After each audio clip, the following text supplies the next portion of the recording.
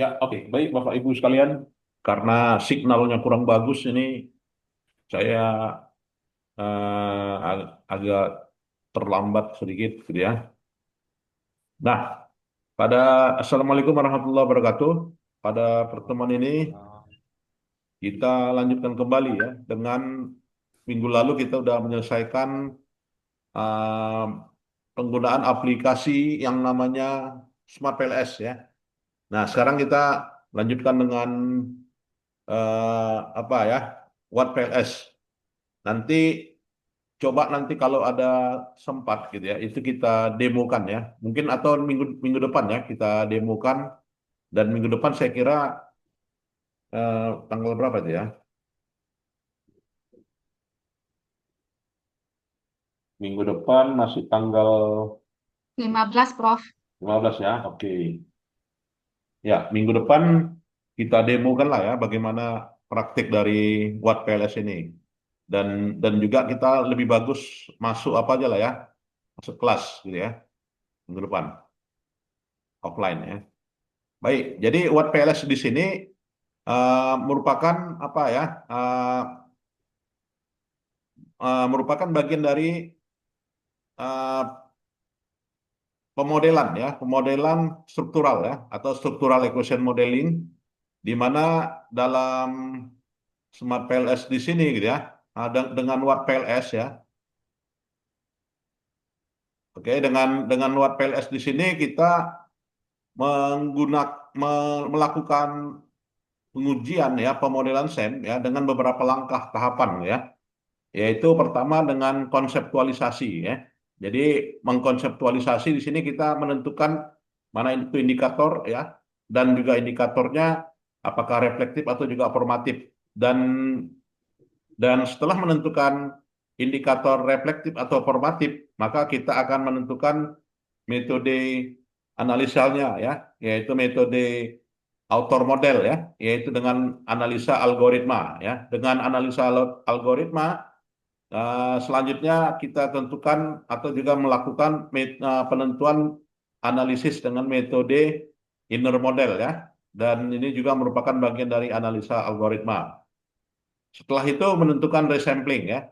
Kemudian juga menggambar jalur dan juga mengevaluasi model ya. Nah, ini tahapan dari WordPLS. Dan secara umum ya, konseptualisasinya inilah dikatakan dengan pendekatan reflektif dan juga formatif ya. Jadi ada indikator dari teori tertentu, apakah berdasarkan pada hasil dari teori tersebut itu sebuah variabel itu dibentuk ya, dibentuk dengan konstruk reflektif atau juga konstruk formatif ya. Jadi apabila dimensi itu merupakan bentuknya konstruk reflektif gitu ya, maka bentuk gambarnya ya sebagai berikut gitu ya. Jadi bentuk gambarnya, ya, tanda panahnya di sini gitu ya. Nah, ini adalah bentuk reflektif. Sedangkan bentuk formatif ya tanda panahnya di sini gitu ya. Nah, jadi dalam teorinya ini kita sesuaikan dengan teori yang ada ya. Apakah teori motivasi itu konstruknya reflektif atau teori motivasi itu adalah konstruknya formatif. Nah, itu Bapak Ibu lah ya yang menjustifikasinya gitu ya. Jadi perubahan dalam konstruk menyebabkan perubahan dalam indikatornya ya. Dan perubahan dalam satu indikator menyebabkan perubahan dalam konstruk. Nah, ini dikatakan dengan konstruk reflektif dan formatif. Jadi konstruk reflektif itu ada apa ya? Konstruknya melakukan perubahan ya, menyebabkan perubahan dalam indikator-indikatornya ya. Sedangkan konstruk formatif itu dalam hal ini adalah indikatornya menyebabkan perubahan ya. Jadi ada kata perubahannya di sini ya, Bapak Ibu. Jadi ada kata perubahan. Nah, di sini juga ada kata perubahan. Nah, untuk menentukan konstruk reflektif juga formatif begitu ya. Ini saya kira kata kuncinya perubahan. Baik, dan dalam Smart PRS di sini ada apa ya? Ada rule of thumb-nya ya. Di mana indikator merupakan konsekuensi atau penyebab ya. Jika konsekuensi reflektif, maka itu adalah jika penyebabnya formatif ya. Dan konstruk merupakan sifat atau kombinasi dari indikator dan sifat reflektif jika kombinasi formatif. Jika penilaian konstruk berubah, maka semua indikator berubah dengan pola yang sama. Jika ya reflektif, maka ya, tidak formatif begitu ya. Nah, ini kalau kita analisa gitu ya, pendekatan reflektif atau formatif di mana di sini kepuasan sebuah hotel gitu ya. Bagaimana indikator reflektif juga formatifnya. Jadi kepuasan atas hotel karena perlengkapan gitu ya, karena karyawan gitu kan, atau karena pelayanan atau karena kamarnya bersih atau tarifnya murah gitu ya. Nah, atau juga puas itu dimanifestasikan ya. Nah, keseluruhannya atas hotel puas atau juga karena merasa nyaman gitu ya. Atau juga karena adanya saran dari teman gitu ya, atau juga saya akan menginap lagi di hotel ini. Nah, ini manifestasi dari dimensi ya, yang ini merupakan unsur reflektif ya. Jadi inilah yang dikatakan reflektif maupun juga formatif. Nah, dalam Smart PLS gitu ya, maka algoritma author model gitu ya, maka dilakukan dengan PLS regression, PLS mode ya, PLS mode basic ya, atau juga PLS mode B basic. Nah, setelah itu menentukan metode analisa algoritmanya ya. Jadi dengan menentukan linear, warp one, warp two, basic one ya. Jadi kita masuk pada menu What PLS. Nah, untuk mendownload aplikasi What PLS ini gitu ya, Bapak Ibu kita lihat lah ya sebagai berikut gitu. Kita masuk dari menunya apa ya? Dari menunya ketik aja www.smartpls gitu ya, What PLS. Nah, dari di situ kita masuk dihadapkan pada pilihan ya. Apakah pilihannya apa ya? Kalau nggak salah saya sekarang aplikasi WordPress itu versi 8 ya. Jadi 8 yang berlaku free dengan menu penuh selama 3 bulan ya. Dan ini kalau mau kita gunakan ya maka kita bayar ya, bisa bisa bayar setahun sekitar 800.000 ya atau 900.000 ya dengan membelinya eh, pada Profesor Ned Cook di Toledo, Texas, Amerika ya. Nah inilah. Jadi tampillah menunya setelah diinstal gitu ya. Setelah diinstal maka akan memunculkan ya author model analisa algoritmanya dengan PLS regression ya. Default inner model algoritmanya dengan What PLS tree ya. Kemudian resampling metodenya stable tree ya. Nah, dalam tahapan yang keempat, dalam metode resampling itu, ya umumnya ada dua metode resampling, yaitu dengan bootstrapping dan juga dengan jackknifing, ya. Untuk bootstrapping untuk sampel yang lebih dari 100, sedangkan jackknifing untuk sampel yang kurang dari 100. Nah, pada WattPLS ada tambahan stable default dengan parametrik sampel lebih dari 500. Nah, ini nanti defaultnya akan muncul sendiri gitu ya. Dan pada tahap 5 kita masuk tahapan menggambar ya, menggambar diagram jalur, dan tahapan ke-6 itu evaluasi model ya. Jadi dalam evaluasi model kita mengevaluasi model pengukurannya dan mengevaluasi model strukturalnya. Nah, evaluasi model pengukurannya yaitu kita mengevaluasi reliabilitas dan validitas. Sedangkan evaluasi model strukturalnya kita mengevaluasi goodness of fit model ya dan memprediksi hubungan antar variabel. Nah, ini ya. Baik, dalam itulah bedanya ya antara apa ya, evaluasi model pengukuran dengan model struktural ya, evaluasi model pengukuran dengan evaluasi model struktural ya. Jadi evaluasi model pengukuran cenderung reliabilitas dan validitas, sedangkan evaluasi model struktural cenderung untuk menilai goodness of fit-nya ya dan memprediksi hubungan. Nah, kira-kira itu.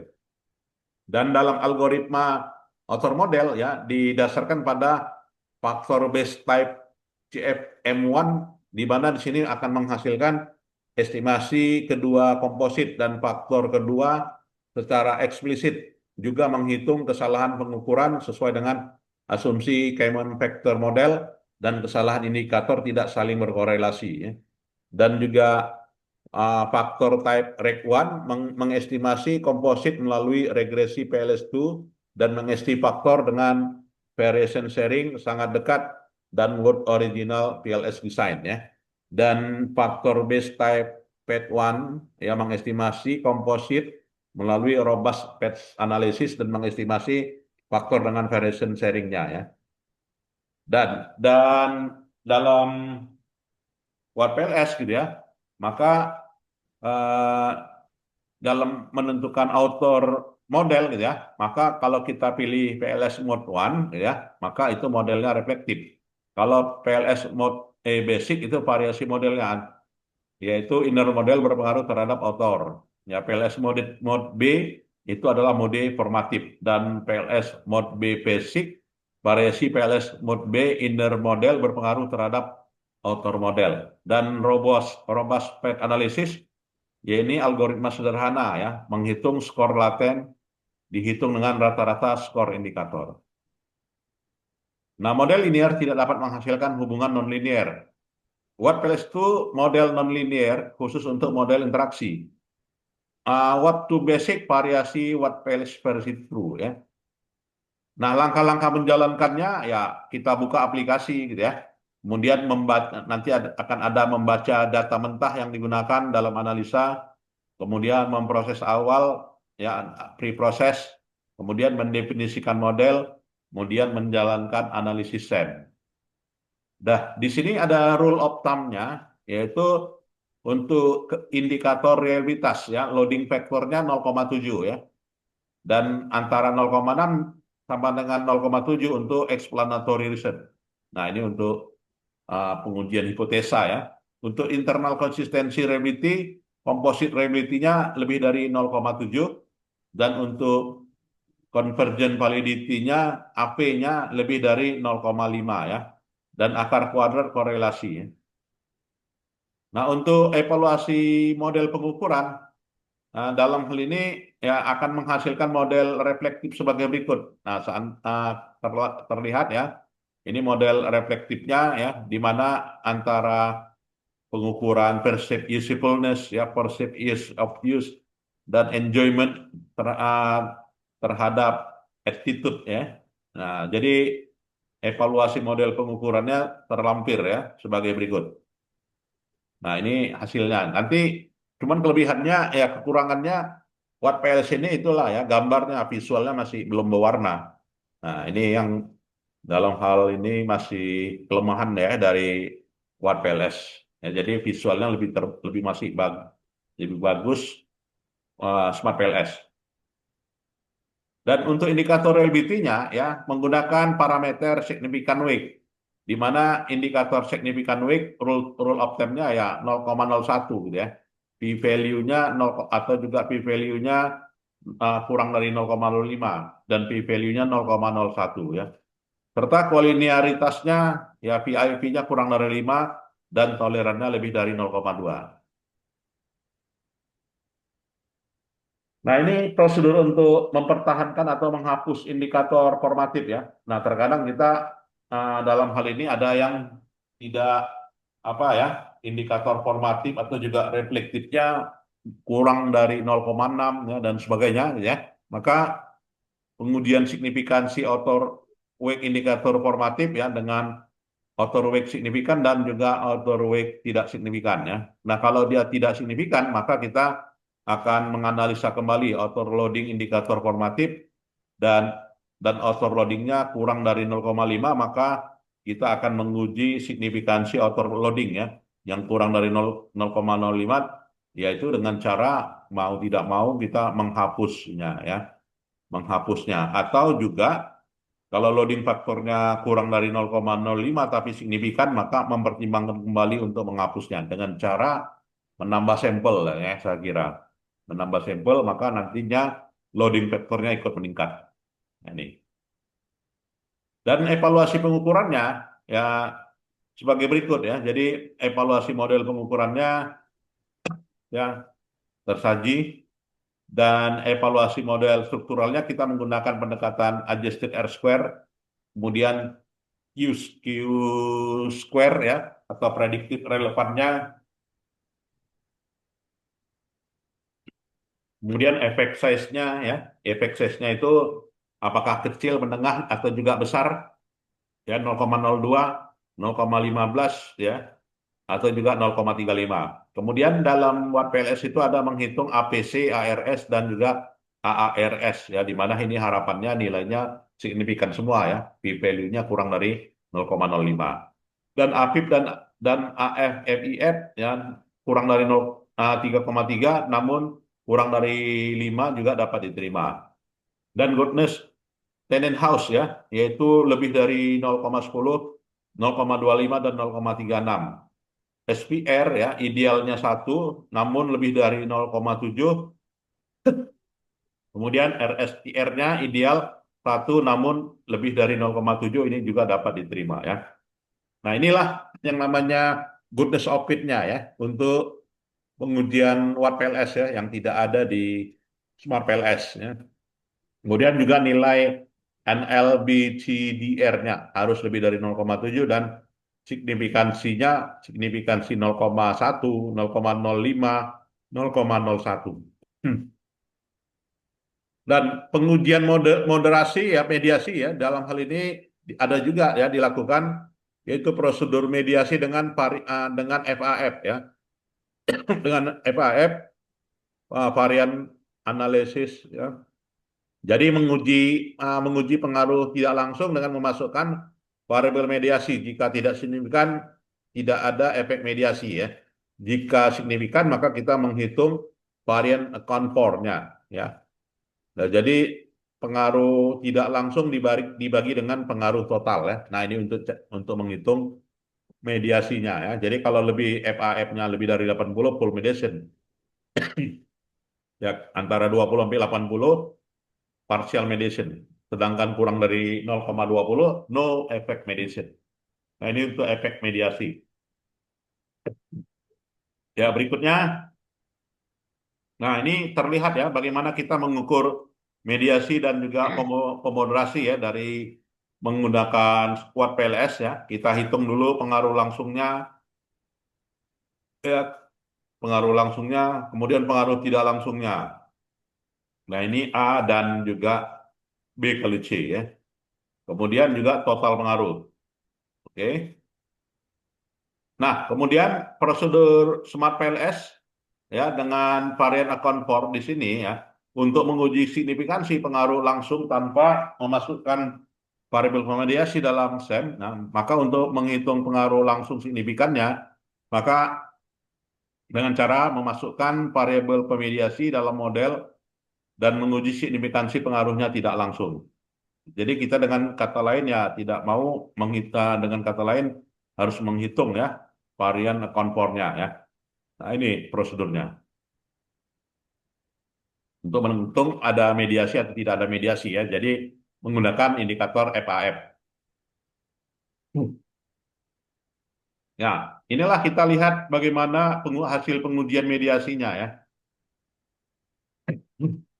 Ya, untuk pengujian mediasinya ya sebagai berikut ya. Break ya, KT dan juga size terhadap ROA ya, dan dimediasi oleh EOBRL atau efisiensi operasional yang berkomitmen ramah lingkungan. Oke. Nah, ini cara menghitung mediasi untuk model pengukuran pemediasi ya. Nah, untuk pemoderasi gitu ya, maka sebagai berikut ya. Jadi bedanya pemediasi dengan pemoderasi itu, nah di sini menggunakan tanda titik yang tidak tidak menyambung ya. Jadi tanda titik yang tidak menyambung untuk pengukuran pemoderasi ya. Sedangkan pemediasi tadi gambarnya sudah kita lihat gitu ya. Nah, ini. Oke. Nah, ini yang perlu kita garis bawahi ya. Ya, jadi ini dia pembedanya ya. Ini garisnya tidak menyambung ya, titik-titik ya. Sedangkan untuk pemoderasi Nah, jadi untuk pemoderasi itu tidak ada titik-titik ya. Nah, kalau kita lihat ya langsung aja gambarnya sebagai berikut ya. Ini tidak ada titik nih, ya kan? Ini tidak ada titik.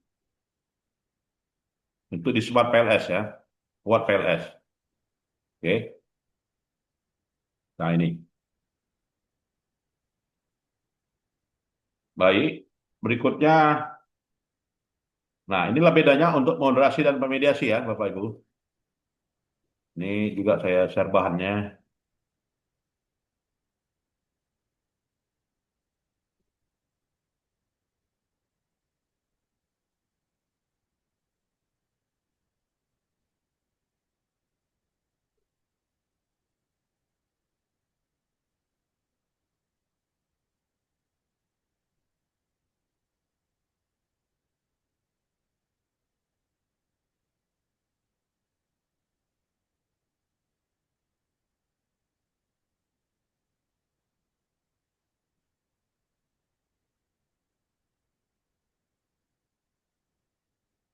Oke, itu bahan saya.